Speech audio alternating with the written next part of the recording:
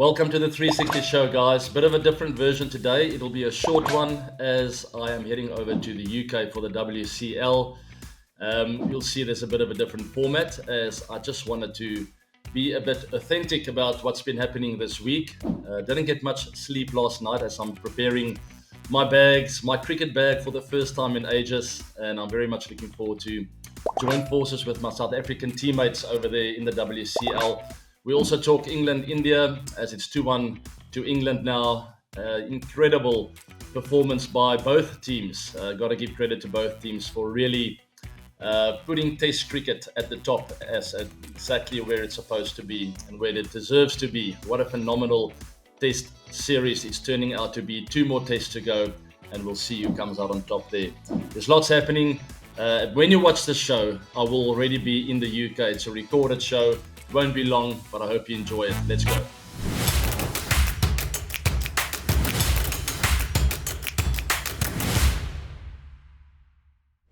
All right, I have 4 main topics for you guys, so let's jump straight into it. As I'm taking a sip of coffee to stay up and going with a bit of caffeine. Guys, the 4 topics I will be running through, but before we get there, as per usual, like, subscribe to the show, and follow me in socials. You know the story. And I will be sharing a lot of content while I'm over there in the UK. So very exciting for me to pull out the English Willows again. I can't wait to eat some balls and also catch up with old former opponents and also teammates. Topic 1, guys, England, India.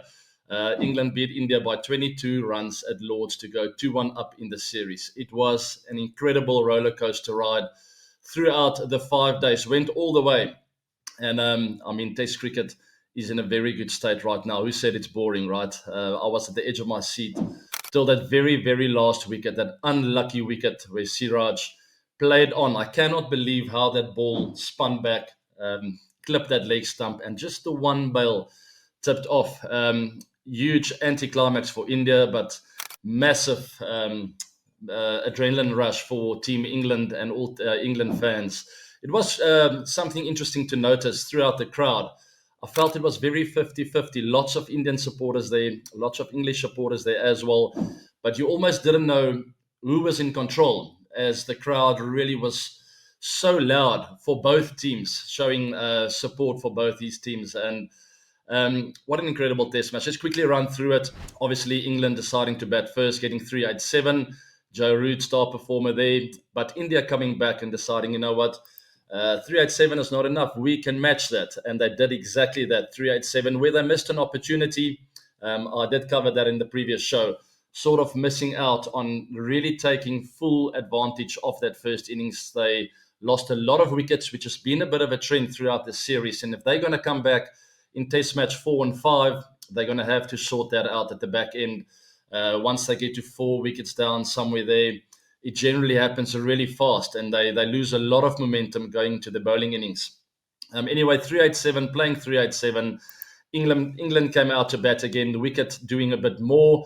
Lots of bounce from that end that Bumrah bowled from. Really, really tough to bat. And India bowling exceptionally well, especially Washington Sundar, who on a Lord's wicket, which traditionally doesn't take a lot of turn. Washi came out and had a fantastic performance, picking up 4 big wickets for Team India, keeping them in the chase. And I thought it was a target that was very, very chaseable. But once again, that trend for Team India, losing wickets in clusters, not looking after the important partnerships, which obviously didn't happen as they would have wanted to. Didn't really get any noticeable partnerships up front. Until Jadoo came to the wicket, who just looked so calm and composed. And I've spoken about Ravindra Jadeja so often in the past. I've got so much respect for this guy as he adds value in all departments and all facets of the game, with bat in hand, with the ball, in the field, with his aura, very calm, collected, highly competitive individual. When I played against him, I always felt like he was in my face and he's wanting to get me out. So that's the kind of advantage he is for Team India and has been for so many years. And I told my boys watching on the couch, this game is not done and dusted until Jadoo is out. Even right till the end, it looked so unlikely for them to come even close. But with Jadoo there, playing the situation absolutely perfect. Really never panicking. I must tell you guys, if I was out there, I would have played a lot more attacking strokes and probably would have come up way more short than Jadu did. Just stayed so calm. He was happy to sort of play Ben Stokes' game plan, not really trying to change anything, taking the one when he needed to, not taking the ones early on in the over around ball number 4. He generally took the one, trusting Siraj at the other end to look after. And Boomerang as well. I think they also had a decent partnership where Jasprit faced about 50 balls and really kept them in the hunt. Only coming up around 22 runs short. Heartbreaking for Team India. I would have loved to see this come down to 10, 12 runs, and how both teams would have started panicking. But unfortunately, we never got there. It was incredible to watch and very much enjoyable. Just about game plans in the UK, and as a captain, it was fascinating for me to watch Shubman Gill and also Ben Stokes go about different game plans, especially in the field, the way they rotated their bowlers. Stokesy at that final innings, the way he always tried to really frustrate Jadu out, and Jadu not sort of letting in on that. He was incredible. Both of them sort of playing a cat and mouse game, not allowing Jadu any free or easy boundaries. And also similar for Jadu, he didn't allow Stokesy to dominate terms too much as well. Where I think Team India went wrong, in my humble opinion, final innings, way too conservative with the batting and the top 5. I felt Jadu played it to the tee because he needed to be conservative and play the situation. Where I felt the top 5 had a lot more freedom to be fluent out there and to take the attack to the English bowlers, put pressure on them, make them get the catches out. Team India never got to do that, as they were very tentative, very conservative, obviously wanted to take it deep, but that sort of backfired. Very interesting to note as well, guys. I don't know if Brendan McCullum and Ben Stokes have been watching the 360 show, but I haven't seen much of baseball at Lords, which was interesting, right? They sort of changed the game plan, their blueprint in a way where they were starting to play the situations. And that's what I've always been calling out for. And I don't really mean that they're watching the 360 show. Obviously, they're not.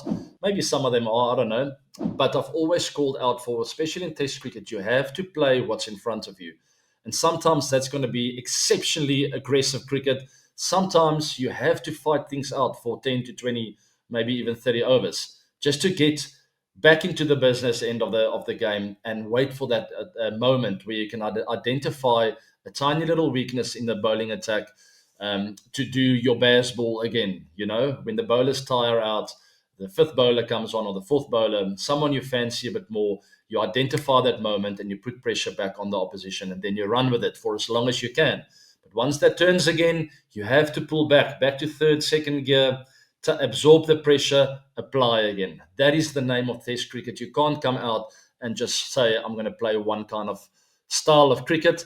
It might work for an extended period of time, but it's going to collapse at some stage and you'll have to start licking your wounds. But luckily for Team England, I thought they played the situation of the Test match at Lords exceptionally well, adapting to different situations of the game.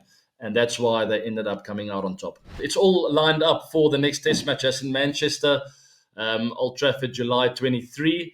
I will be in England, so I will definitely be catching the atmosphere in the UK with these two teams going up against each other. And only 2 Test matches to go. Definitely advantage for Team England right now, as they are controlling the series because of that result. And I mean, India will be very disappointed not leading this series right now. They've missed out on so many opportunities to dominate, especially with the baton and with those last batters. If they can sort that out, I truly believe Team India's bowling attack is over England's batting attack, and they are doing their job. It's just the batters, because they're getting the starts, but they're just not pushing on. So that will be the theme for Team India going into Test match number 4, also 5, where it's a couple of must-wins for them. First things first, the most important thing, priority, is that Test match at Manchester. Make sure they get the momentum on their side again. And once they get an opportunity to shut the door, make sure you shut it and you lock it. All right? Because Team England's got a habit of sort of opening that door if you don't lock it properly. So Yeah, all the best to both teams. It's going to be great to watch. Next up, guys, West Indies versus Australia. It's all about Mitchell Stark. As I watched a bit of that last night, really running through Team West Indies. I spoke to him briefly during the Test match, as it is his 100th Test match. And to Starkey, congratulations on an incredible career so far. And I had a bit of a tongue in the cheek moment as I wished him well for his next 100 Test matches. And we had a bit of a laugh because we know that's highly, highly unlikely. I know he's a very fit and he's relatively young, still 35. But I can't see him doing another 100. You never know, though. But he bowled exceptionally well, and Australia really causing havoc there in the West Indies batting department. And I've covered that in depth as well. No one really, I won't say willing, because it's a very good bowling attack they're up against Team Australia.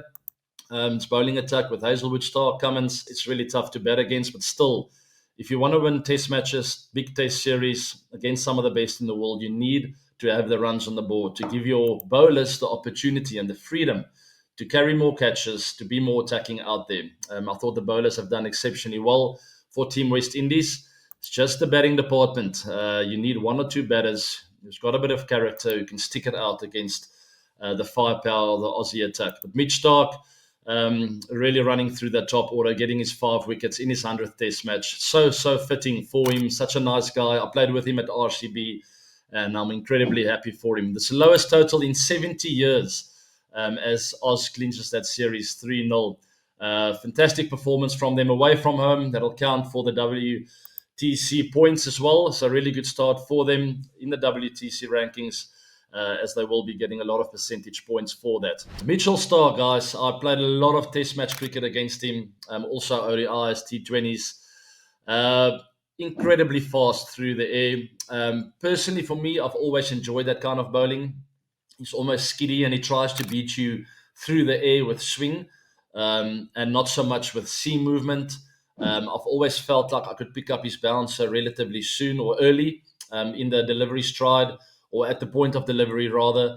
For me, it was always incredibly important to just make sure I pick up that delivery point, the point of release. The minute the ball's coming out of his hand, is it the perfect seam up delivery that might get a bit of swing back in? Is there a little bit of a scramble, which means it might go across? The more information I picked up early in his hand, the better it was for me. And the less he could beat me with that raw pace that he has. But I think his biggest threat was always that ball swinging back into the stumps. He gets an incredible amount of bold and LBW dismissals. And I was always aware of that. And once you're aware of the biggest threat on the day, that's when you can start making game plans and sort of creating this blueprint for the day of, well, how's he trying to get me out and how am I going to counter it? For me, it was always to stay leg side of the ball on leg stump. I would always almost encourage him to try and nick me off rather than get me out to LBW or bold. And a lot of the West Indies batters, unfortunately, never picked up on this. All of them, almost all of them, tended to fall over across to the offside, getting that front pad in the way, stepping on off stump instead of like a middle leg kind of line. You want to go back at the attack. And Starkey coming over the wicket as a left-hander, I always wanted to make sure my chin and my left shoulder is going towards that attack, towards him and not across. Because the minute you move 1 inch to the right, to the offside, your front foot tends to plant in the wrong line. And the minute that ball starts swinging, you find yourself in all kinds of trouble. So that was my time against Mitchell Stark. Obviously, a lot of respect for him. I enjoyed facing him, and I mean that with so much respect. Then I didn't enjoy facing someone like a Mitchell Johnson, for instance, and other batters would enjoy facing him rather again. So horses for courses. Every player is different. I've always preferred a guy trying to beat me with swing through the air instead of moving it around off the wicket, where I always felt like I had less time to adapt to what was happening. So Starkey, great guy, great player. I liked facing him, but that's the kind of game plans I would always have against him. How is he trying to get me out on the day? And remember, at the back end of his innings or back end of the innings, you would almost lose that shape and it would start to almost reverse and go the other way around. Then the game plan would completely flip to the opposite, where I would feel, okay, now my biggest threat is to nick off. So I can come a little bit more across to middle and off stump. and still go back at him. But now I must be a lot more disciplined outside of not thinking too much of that ball about that ball swinging back, because that's less of a threat now. And that's how I always plan my innings against Starkey, and countering one of the best bowlers of all time. All right, next up, South Africa beating Zimbabwe in that first T20 match. I watched a bit of that as well. Very young team, and it's exciting for me to watch. Missing out on the likes of Aiden Markram, Heinrich Klaasen, Quinton de Kock, a few others that we've recently seen on the park with Team South Africa. Now there's this young, fearless team who I felt, I mean, it was a tricky total to chase around the 140s over there in Zim. The wicket is two pace sometimes. But with these youngsters, very talented youngsters, Devil Brevis, Luandre Pretorius, I mean, the list goes on. There's so many to mention because it's almost a whole new look team. George Linder, the left-arm spinner, I've always been a big fan of his. But Brevis getting 41 of 17 and knocking that wind out of the sails of Team Zimbabwe. A few more T20s to go, guys, so we'll keep an eye out on that. Keep an eye out on South Africa's youngsters because there is a lot of exciting talent in the team, and I'm looking forward to watch them grow into experienced greats for South Africa one day. Next up, Wimbledon final. Wow, I was absolutely speechless as I called this Yannick Sinner. I felt it was his time, and he played the perfect match, losing that first set against Carlos Alcaraz. And I mean, it was a worrying time. I thought Sinner did nothing wrong in that first set. Alcaraz was really just too good in the big moments where he played the big moments just better.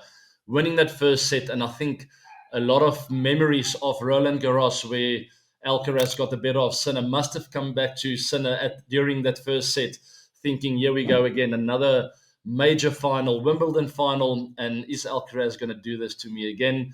But somehow Sinner just stayed in that groove, and I think Alcaraz's level dropped just a couple of percent, and Sinner taking full advantage of that, going 6-4, 6-4, 6-4, 3-1, winning his first Wimbledon title and stopping Alcaraz from going three in a row. So really important win for him, just to let the world know that he's still around and he's still number one in the world. Last but not least, I am packing my bags. This will only be going out once I am in the UK. It's the WCL.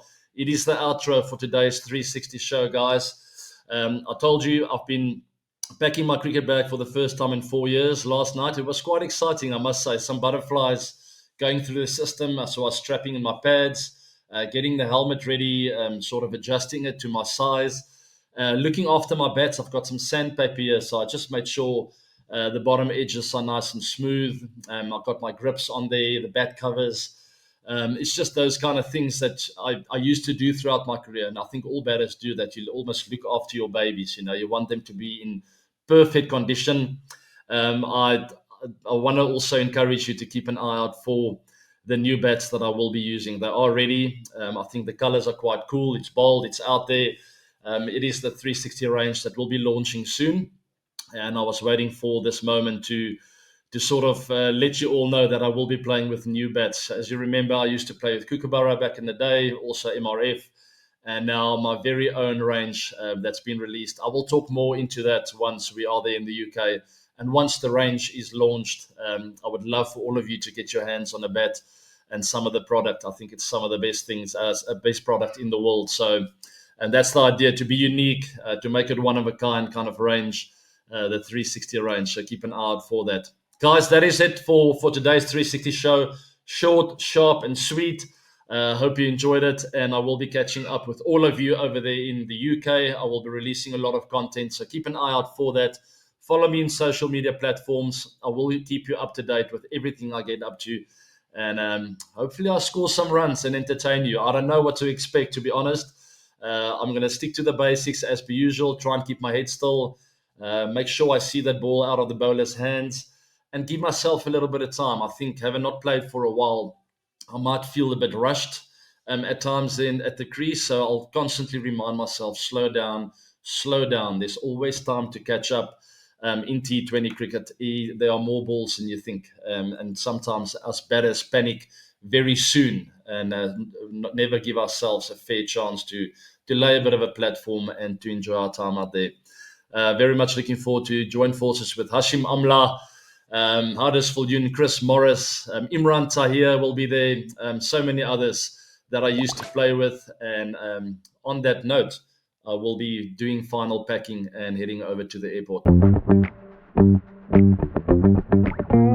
All right, guys, I've rounded up things, but I've got a couple of questions I see here in the comms box, and I'm quickly going to just cover 3 odd questions, maybe 4. We'll see how we go with time. I've got about 5 minutes, so I thought I'll just pull up a couple of these. First up, Sumya, which American sport do you love? NFL, NBA, NHL, MLB? I think MLB, similar to cricket, baseball. I've watched the New York Yankees before at the Yankee Stadium. And a lot of people told me it's going to be boring. It's a very boring sport. Don't go and watch it. And I absolutely loved it. I loved the cat and mouse game you have between the pitcher and the hitter or striker, whatever they call them. Very similar to cricket, luring the batter into playing false strokes and then almost going for that risky pitch. Sometimes the batter or the striker gets a hold of him, sometimes not. Also very interesting how the innings goes, and also the ebb and flow. Very similar to Test cricket in a way, but it obviously is a lot shorter. But that will be the answer to that one, baseball, and I would love to go and watch a few more of those. Schlock, do retired players still feel butterflies in Legends Leagues? Absolutely. I am definitely feeling butterflies. I've hit a lot of cricket balls over the last while, and while I'm hitting, I actually got butterflies thinking like, in a very short period of time, not so long from now, I'm going to go out there and face some of my old foes. And I'm looking forward to the challenge, but definitely feeling a bit nervous as well, as we are all very competitive. I used to be a professional sportsman, and all those memories of the competition are coming back to me now. And obviously, I would love to perform, even though it's quite low key cricket. It's not this high professional test match stuff for your country, but still, I'm feeling like that competitive edge coming through and the need or the want to perform. All right, next up then, Logan Nathan. I'm not sure how to pronounce that. Logan Nathan. Naresh, how about your cap logo, which is exactly AB or, yeah, I mean, you guys know I've been building this brand 360. I did this myself, guys. That's why it's not looking very professional. I just thought I wanted to get a feel for what I'm looking for. I will be releasing some caps in the near future, so keep an eye out for that. I mean, I'm not even going to tell you how I got a hold of this, but I ordered a few hundred caps and just put the logos on. It's not very high quality, but once I launch the proper range, it will be of the highest quality. Make no mistake about that. But it's not too bad for a self-designed, self-made cap. It's all about the 360 range and the 360 show. So thanks for joining me. Until this coming weekend, I'll see you all soon. Bye now.